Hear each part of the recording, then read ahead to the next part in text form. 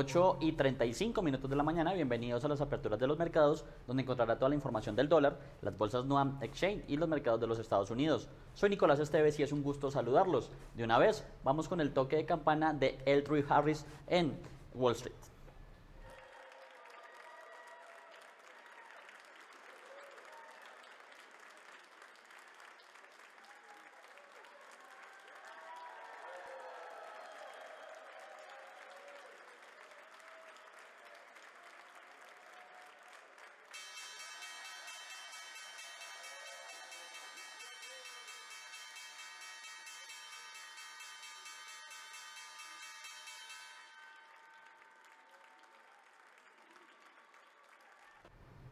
L3 Harris Technologies recibió una inversión de $1.000 millones del Departamento de Guerra para su negocio de soluciones de misiles, según informó la compañía en un comunicado. El miércoles, el gigante aeroespacial y de defensa, con una capitalización de mercado de $61.950 millones, es un actor destacado en la industria militar.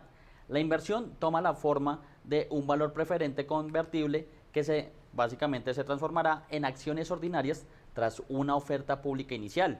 El Departamento de Guerra también recibirá warrants para comprar acciones ordinarias en la unidad de soluciones de misiles. L3 Harris plantea llevar a cabo una oferta pública inicial del negocio de soluciones de misiles en la segunda mitad del 2026, sujeto a las condiciones del mercado. La compañía mantendrá una participación mayoritaria de más del 80% y continuará consolidando los resultados financieros de la unidad. Las acciones de la empresa matriz, en ese sentido también cabe señalar, anunció un fuerte rendimiento del 56% durante el último año. Los fondos se utilizarán para expandir y modernizar instalaciones, acelerar la investigación y el desarrollo, así como aumentar la capacidad de producción de, en este caso, la compañía. L3 Harris está invirtiendo en operaciones de producción que respaldan programas que incluyen PAC-3, THAAD, Tomahawk y Standard Missile. Los esfuerzos de expansión y modernización se centrarán en las instalaciones de producción de motores de cohetes sólidos en Camden, Arkansas, Huntsville, Alabama y Orange, Virginia, entre otros sitios. El negocio de soluciones de misiles se creó a principios del 2026, consolidando las capacidades de misiles de toda L3 Harris, incluidas las operaciones del legado de Aerojet Rocketdyne. De una vez, ya con este toque de campana, revisemos cómo se comportan los principales índices de Wall Street. Ya una vez arrancó el mercado en territorio estadounidense y vamos en primera medida con el Dow Jones Promedio de Industriales, uno de los más importantes dentro de este mercado y que parcialmente tiene un retroceso del 0,39%, es decir, que de esta manera se ubica en 49.294 puntos, por lo menos en este arranque de sesión. Revisamos también entonces el segundo en cuestión, hablamos del Standard & Poor's, recordemos, índice general y de referencia de este mercado estadounidense, que también se tiñe levemente de rojo, en este caso con un retroceso del 0,19% para ubicarse en 7.124 puntos, 125. Obviamente ahí vemos si ya observamos variaciones en tiempo real. De momento la caída es del 0,17% y se mantiene muy cerca a máximos históricos este Standard & Poor's 500. Y revisamos también el tercero en cuestión de este mercado estadounidense. Hablamos del Nasdaq Composite, que es el que reúne básicamente las empresas del sector tecnológico en su mayoría y que también tiene un tono negativo. Parcialmente pierde 0,28%, 0,29%. Hay obviamente variaciones en tiempo real. Eso sí, de esta manera se ubica en 24.586 puntos. Ahí el arranque de los mercados en territorio estadounidense, que tiene sus principales tres índices operando en rojo para precisamente una apertura negativa en la jornada de este jueves. En relación a este tema, les cuento que las acciones de Wall Street retroceden precisamente durante la jornada, mientras se toman utilidades tras los máximos históricos alcanzados por los principales índices. El mercado viene de una sesión alcista en la que el Standard & Poor's 500 y el Nasdaq marcaron nuevos récords impulsados por la extensión del cese al fuego entre los Estados Unidos e Irán, anunciada por el presidente Donald Trump. Sin embargo, el foco se trasladó a resultados corporativos mixtos. Esto quiere decir que acciones como IBM y ServiceNow cayeron 7% y 13% respectivamente tras sus reportes. Por su parte, Tesla borró ganancias iniciales y pasó a perder cerca del 3% después de que Elon Musk advirtiera sobre un aumento sustancial en el gasto de capital para desarrollar tecnologías de inteligencia artificial y robots. En el frente geopolítico, la incertidumbre persiste Irán ha mostrado poco compromiso en las negociaciones y su armada incautó 2 buques en el estrecho de Hormuz, mientras continúan las tensiones en la región. Pese a esto, los fundamentos del mercado siguen siendo sólidos. Más del 80% de las empresas del Standard Poor's 500 han superado las expectativas de ganancias, lo que ha sostenido el optimismo de los inversores. Aún así, cabe señalar, los mercados podrían mostrar mayor volatilidad en el corto plazo a medida que se combinan los riesgos geopolíticos con la temporada de resultados vigente. Ya básicamente el panorama en territorio estadounidense, el foco ya se trasladó un poco a las empresas. Ayer se conoció una importante, una de las 7 magníficas como lo es Tesla, y pues se irán desarrollando también día a día grandes revelaciones en materia empresarial que pues ya evaluarán los economistas si cumplen o no con las expectativas. De momento la realidad es que sí, y pues dejan un poco de lado el foco geopolítico.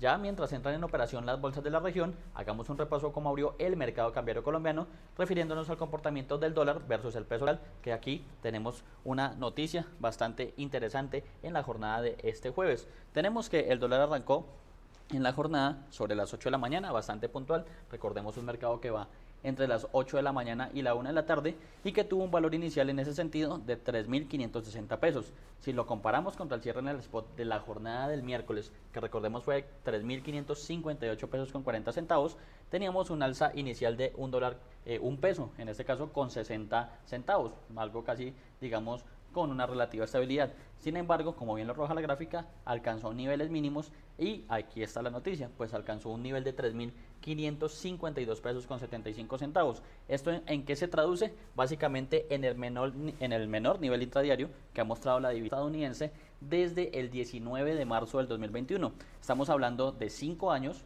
un mes y 4 días para ser precisos en este dato, y pues básicamente nuevo nivel de debilidad en torno al año 2026 y a los últimos 5 años y un mes, como bien lo referenciamos. Ya el dólar, si sigue esa tendencia a la baja, el próximo piso que tendría que romper, pues teniendo en cuenta el historial del comportamiento del dólar, es los 3.538 pesos, que es ese siguiente nivel básicamente que tendría que romper el dólar como piso, es decir, hacia abajo. En ese sentido, pues tenemos ese dato interesante en este comportamiento del dólar en este momento y una cotización actual ya un poco, si se quiere, al alza. Se sigue manteniendo esa tendencia inicial que mostró recién hablábamos de la apertura y parcialmente cotiza en 3.559 pesos con 50 centavos. En promedio, la divisa de momento se negocia en 3.558 pesos con 5 centavos y cabe recordar que la tasa representativa del mercado que rige en la jornada de este jueves es de 3.568 pesos con 88 centavos. Ahí vemos entonces un mínimo, como bien advertíamos, 3.552 pesos con 75 centavos, mínimo de 5 años, un mes y también mínimo del año 2026 y un máximo de 3.560 pesos, que es básicamente el pico que vemos aproximadamente sobre las 8 y 24 minutos de la mañana. En cuanto a los volúmenes de negociación, tenemos que se han transado 58 millones de dólares en un total de 134 operaciones, un volumen eso sí bastante promedio, pero con si se quiere, ese renovado mínimo que muestra el dólar durante la jornada precisamente de este jueves. A propósito de esta apertura del mercado cambiario en Colombia, esto previo nos explica Juan Pablo Vieira de JP Tactical Trading sobre el comportamiento de la divisa. El dólar a nivel global se mantiene muy estable, seguimos respetando los pisos claves, los catalizadores por el momento no cambian, se mantiene una tendencia lateral donde está respetando muy bien la zona de soporte de piso del dólar. Lo vemos en la región, en México se mantiene una compra muy agresiva de dólar, en Brasil estamos respetando el piso de los 4.95 y estamos atentos a eventual catalizador que pueda generar un detonante para cambio de tendencia. Es muy diciente y muy importante lo que está pasando en Brasil, que tenemos un piso estructural de mediano a largo plazo desde 2022, lo estamos enfrentando, no lo logramos romper todavía, va a ser clave el desarrollo de estos próximos días en esta zona. Si aparecen compradores, en Brasil también es un efecto que se podría contagiar a Colombia rápidamente. Vamos a estar muy pendientes al flujo institucional en Colombia, cómo va evolucionando. Por el momento seguimos en una zona de piso muy fuerte, 3.550, 3.560, es una zona de soporte estructural supremamente fuerte en Colombia y de respetarla y de seguir la compra en la región, podríamos estar encontrando una fuerza muy importante y un nivel muy importante para un eventual rebote. Les iremos contando en la medida que detectemos ese momento, que ya se activó en el modelo táctico en México con la compra de dólar en 17.33 y que ya está a punto de romper 17.40 al alza y quedaría con muy buena fluidez el dólar en México para cambiar de tendencia al alza. Bueno, ahora revisaremos el dólar, pero en el plano internacional, recordemos, medido a través del XY, indicador que mide la fortaleza de la moneda estadounidense frente a una canasta de principales pares que incluye, por ejemplo, el euro, la libra esterlina, el yen japonés, el franco suizo y el dólar australiano, por nombrar los más relevantes. De momento tenemos un dólar entonces en el plano internacional que está operando parcialmente al alza, una subida de momento de 0,13% para ubicarse en niveles de 98,70 unidades, que es lo que estamos viendo en este caso, y a esta altura de la jornada un poco de fortaleza teniendo en cuenta pues esa incertidumbre en materia geopolítica. No se terminan de desarrollar esas negociaciones entre Irán y los Estados Unidos en torno al conflicto que se desarrolla desde el pasado 28 de febrero, y aparte de eso pues datos macro que se conocieron en territorio estadounidense, refiriéndonos específicamente a las peticiones de subsidio por desempleo, que salió con un dato oficial de 214.000 solicitudes frente a una expectativa de 212.000. También cabe señalar, subieron frente a la semana pasada, ya que se registraron 208.000, un dato que se revisó al alza desde un dato de 207.000, y pues básicamente eso demuestra un poco de debilidad del mercado laboral, por lo menos en lo que respecta a la semana que finalizó el pasado 17 de abril. Ahí pues entonces tenemos algo de fortaleza del dólar, que también estará ya en pocos minutos también recibiendo información de los PMIs, que son importantes para saber cómo se ha desarrollado, y un poco de fortaleza también de la economía estadounidense. Estaremos muy atentos también a este tema. Les cuento que el presidente de Estados Unidos, Donald Trump, no ha fijado un plazo para que Irán presente una propuesta de paz, informó la Casa Blanca durante el miércoles. La Casa Blanca informó el miércoles que no ha fijado un plazo para que Irán presente una propuesta de paz. El presidente no ha fijado un plazo firme para recibir una propuesta iraní, a diferencia de lo que han publicado algunos medios. En última instancia, el calendario lo dictará el comandante en jefe y el presidente de Estados Unidos. Trump anunció el martes una prórroga indefinida de alto al fuego para dar más tiempo a las negociaciones de paz. En tanto, la tensión se concentra en el estrecho de Hormuz, que Irán mantiene bloqueado, una ruta por la que normalmente transita una quinta parte de las exportaciones mundiales de petróleo y gas. Los guardianes de la revolución iraní dijeron que interceptaron 2 buques que intentaban atravesar el estrecho, pero según la portavoz de la Casa Blanca, Trump no lo considera como una violación del alto al fuego, ya que los navíos no eran estadounidenses ni israelíes. Estados Unidos mantiene un bloqueo a los puertos iraníes y Teherán dijo que los barcos deben solicitar permiso para salir o entrar en el Golfo a través de Hormuz. Estamos asfixiando por completo su economía con este bloqueo. Pierden $500 millones al día. La isla de Har, que está completamente saturada, no pueden transportar petróleo, ni siquiera pueden pagar su propia gente. Como consecuencia de esta presión económica que el presidente Trump ha ejercido sobre ellos, así que él está satisfecho con eso mientras esperamos su respuesta. Por su parte, Trump afirmó que un segundo ciclo de conversaciones entre Estados Unidos e Irán podría celebrarse en los próximos 3 días, aunque Teherán no ha anunciado el envío de una delegación a las negociaciones, pero la Cancillería dijo que aprecia los esfuerzos de Pakistán como mediador, sin pronunciarse sobre la prórroga del alto al fuego. Bueno, y a esta hora ya comenzaron operaciones las bolsas de Colombia, Lima y Santiago de Chile, que hacen parte de Nuam Exchange.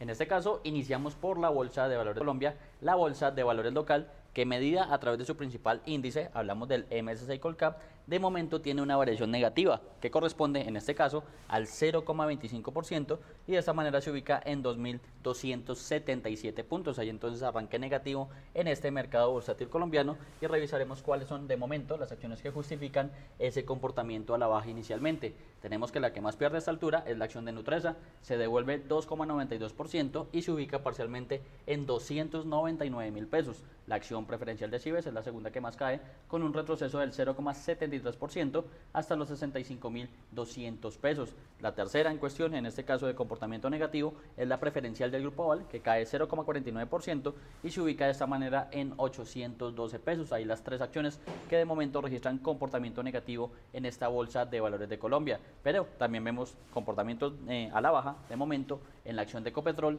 en Grupo Energía Bogotá, ordinaria del grupo Sura, preferencial del grupo Argos, la ordinaria del grupo Cibes. Ahí entonces son 8 las acciones que de momento registran comportamiento negativo a nivel general en este mercado bursátil colombiano. Revisamos también entonces las de comportamiento positivo y tenemos que la que más gana a esta altura es la acción de Mineros, que sube 0,86% hasta los 14.140 pesos. Le sigue la acción ordinaria del Grupo Bolívar, que avanza 0,77% y se ubica parcialmente en 84.000 pesos, y Celsia cierra ese top 3 de las que más suben con un avance del 0,36% hasta los 5.510 pesos. Ahí básicamente lo que sucede en materia del mercado colombiano, que de momento tiene un leve comportamiento negativo.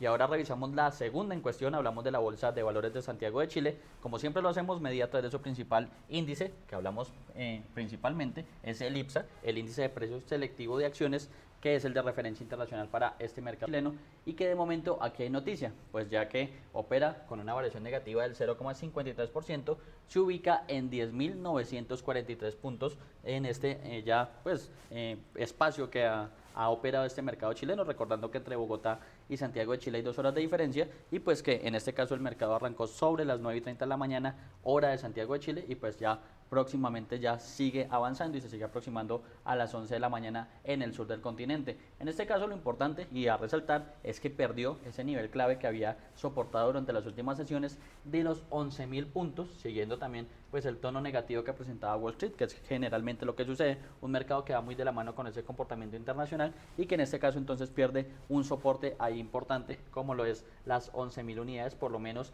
ya como está registrada esta operación del 0,53% a la baja. También resaltamos cuál ha sido el punto máximo de la sesión para saber cómo precisamente se ha movido a lo largo de este mismo mercado, si se quiere, durante este desarrollo de los mercados a nivel regional. Tenemos que había alcanzado un máximo de 11.015 unidades, pero pues que perdió rápidamente una vez entraron en operación las bolsas de los Estados Unidos. Revisaremos entonces cuáles son básicamente las acciones que justifican ese comportamiento a la baja que tiene el IPSA en este momento. Vamos a organizarlas rápidamente, aquí esas cotizaciones que tenemos, vamos a refrescar para saber cuáles son precisamente esas acciones que tienen influencia y básicamente comportamiento dentro del IPSA y que a su vez pues hacen que caiga a esta altura de la jornada por el orden del 0,53%. Ahí recordamos básicamente que perdió ese nivel importante de las 11.000 unidades, a pesar que durante la jornada incluso lo alcanzó, pero no logró sostenerlo. ¿Esto a qué responde? Pues básicamente el sentimiento internacional de los mercados, que viene también a marcar, digamos, la misma tendencia que hemos visto incluso durante todo el transcurso de la guerra, desde el pasado 28 de febrero en este mercado chileno. Entonces ahí vamos a observar rápidamente cuáles son las acciones que justifican este comportamiento a la baja. Vamos a organizarlas y en este caso tenemos que la que más pierde de momento es Banco de Chile, se devuelve el 0,56%, seguida por Enel Latinoamérica, que pierde el 0,51%, y Banco Santander, que cae 0,25%. También vemos comportamiento negativo en Banco Central de Inversiones, que cae 0,16%, y Mallplaza, que en igual magnitud pierde 0,16% a esta altura. De momento son 5 las acciones de comportamiento negativo en esta bolsa chilena y que básicamente arrastran, si se quiere, ese comportamiento negativo del IPSA a nivel general. Vemos las que más suben y en este caso tenemos que CMPC gana 2,17%, le sigue Quiñenco, que avanza 1,05%, Itaú Chile gana 1,03%, Copec 0,90%, Aguas Andinas de la clase A 0,56% al alza, Sociedad Química Minera de la clase B 0,53%, Vapores gana 0,14% y en el Chile y la TAM ganan 0,09% a esta altura de la jornada. Y pues vamos con información del mercado chileno. Pues les cuento que Entel anunció un plan de inversiones por cerca de 650 millones de dólares para el 2026, enfocado en infraestructura, conectividad y desarrollo tecnológico, en línea con las exigencias del sector.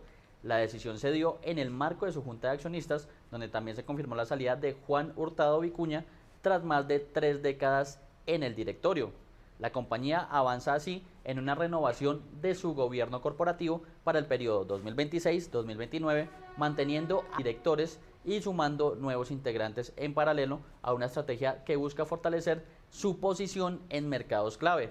Este proceso se da en un entorno de mayor demanda por servicios digitales y competencia regional, donde la inversión en capacidad tecnológica resulta central precisamente para sostener el crecimiento.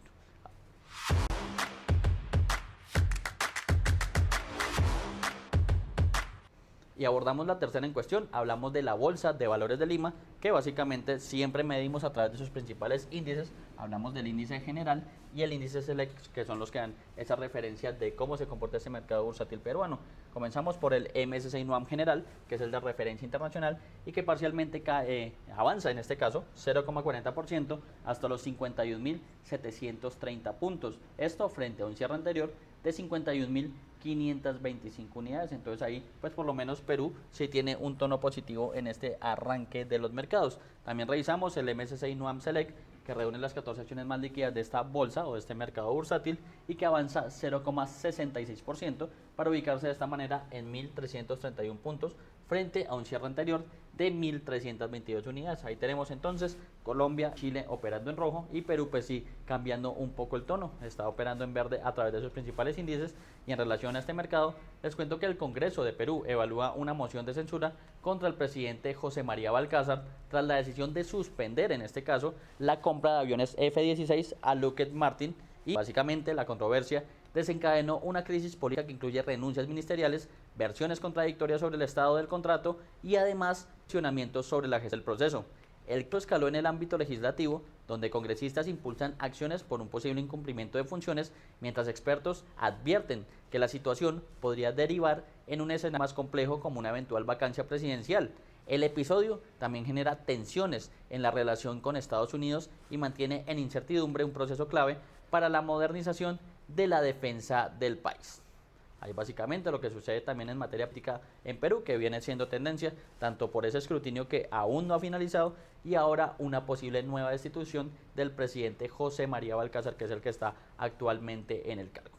Volviendo a hablar de los mercados en territorio estadounidense, les cuento que los rendimientos de los bonos del Tesoro se mantienen prácticamente sin cambios el jueves, mientras los inversores esperan novedades sobre la reanudación de las conversaciones de paz entre Estados Unidos e Irán y la publicación del índice de gerentes de compra, conocido como PMI, correspondiente al mes de abril y prevista para más tarde durante este mismo día. El miércoles, cabe señalar, la Armada iraní anunció la incautación de 2 buques portacontenedores en el estrecho de Hormuz, lo que generó dudas sobre un alto al fuego, ya que de por sí resultaba frágil. Según informaron medios estatales, la Armada de la Guardia Revolucionaria iraní declaró que había incautado los buques por supuestas infracciones marítimas y los había trasladado a territorio iraní. CNBC no pudo verificar esta afirmación de forma independiente. El anuncio se produjo después de que las autoridades marítimas británicas informaran que 2 buques habían sido atacados en el estrecho de Hormuz. Los medios iraníes informaron de que un tercer buque también había sido blanco de ataques por parte del ejército del país. Los ataques, cabe señalar, se producen poco después de que el presidente Donald Trump dijera que Estados Unidos extendería el alto al fuego con Irán para permitir que los líderes de la República Islámica presenten una propuesta unificada para poner fin a la guerra. Por su parte, en materia macro, las solicitudes iniciales de subsidio por desempleo ascendieron a 214.000 durante la semana que finalizó el 18 de abril, frente a las 208.000 de la semana anterior y por encima de la estimación del consenso del Dow Jones, que esperaba un dato de 210.000. Más tarde, durante este jueves, los inversores estarán atentos a los datos del PMI global preliminar del Standard & Poor's para Estados Unidos, esto correspondientes a abril, y que miden la salud de la economía de los sectores manufacturero y de servicios estadounidenses. En ese contexto, pues revisaremos cómo se comporta la deuda pública estadounidense a esta altura de la jornada, como siempre lo hacemos a través del bono de referencia a 10 años, que básicamente es un indicador de la salud de la economía estadounidense, ya que es el indicador de endeudamiento del gobierno de la primera economía del mundo y que en este caso tiene un leve comportamiento a la baja, digo leve porque cae en este caso menos de un punto básico y de este modo se ubica en una tasa del 4,29% parcialmente. Digamos que podemos decir que opera con una relativa estabilidad esta deuda pública estadounidense a la espera precisamente de esos PMI en Estados Unidos. En otro de los sectores importantes les cuento que los precios del petróleo suben este jueves, ya que en este caso pues básicamente se está respondiendo a todo el factor geopolítico y mantuvieron restricciones de flujo comercial a través del estrecho de Hormuz. Ambos índices de referencia cerraron el miércoles, cabe recordar, con una subida superior a los $93 tras una disminución de las reservas de gasolina y destilados, mayor de lo esperado en Estados Unidos, y por la falta también de avances en las conversaciones de paz.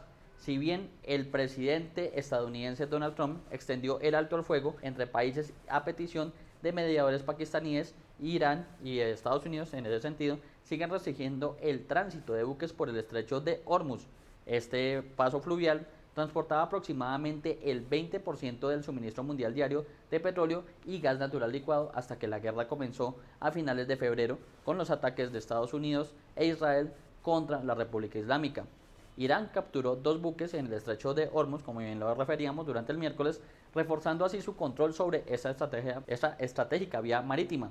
Trump también ha mantenido el bloqueo naval estadounidense al comercio marítimo iraní y el presidente del Parlamento iraní y principal negociador Mohammad Bagher Khalifa afirmó que un alto al fuego total solo tendrá sentido si se levanta dicho bloqueo.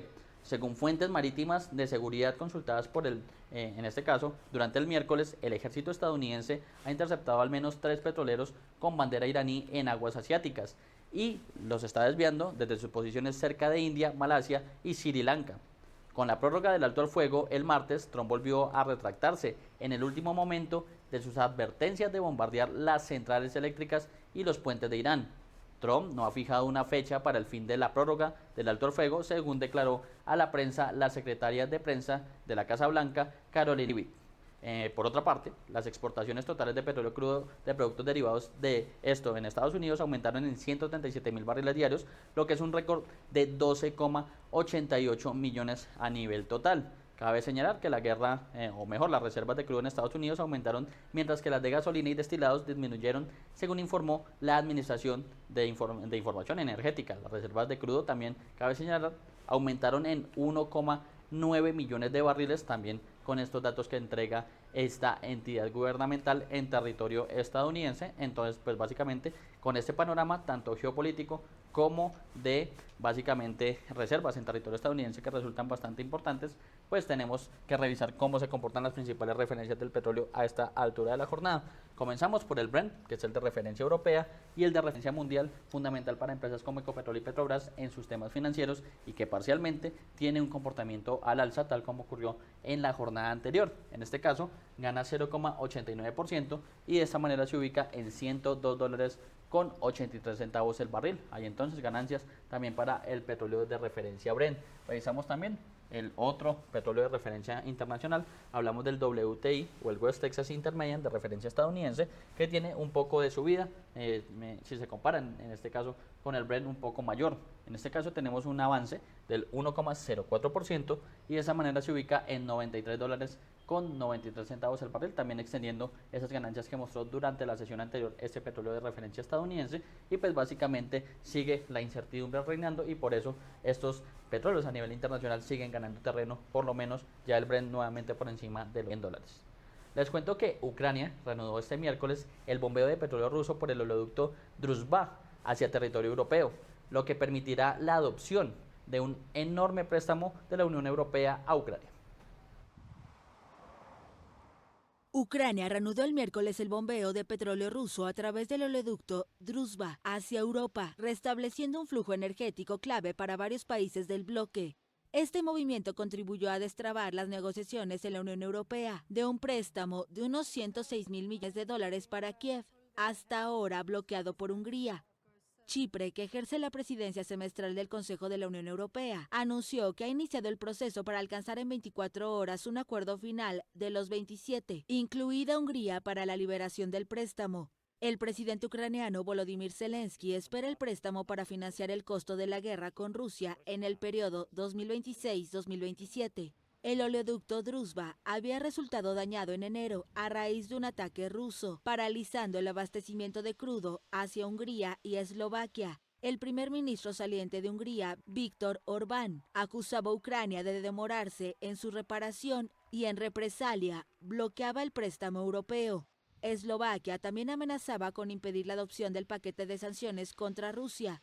Sin esperar la confirmación del préstamo y aunque el crudo todavía no fluye hacia Hungría y Eslovaquia, varios responsables europeos celebraron la decisión. Zelensky reclama que el bombeo por este oleoducto se asemeja a levantar las sanciones a los rusos, y es que la Unión Europea impuso un bloqueo a la mayoría de las importaciones de petróleo de Rusia en 2022, pero excluyó el oleoducto Druzhba para que los países sin salida al mar pudieran encontrar un suministro alternativo. 9:05 de la mañana, con esa información nos despedimos, pero los invitamos a seguir conectados a toda la programación de Primera Página Televisión, el canal de los negocios.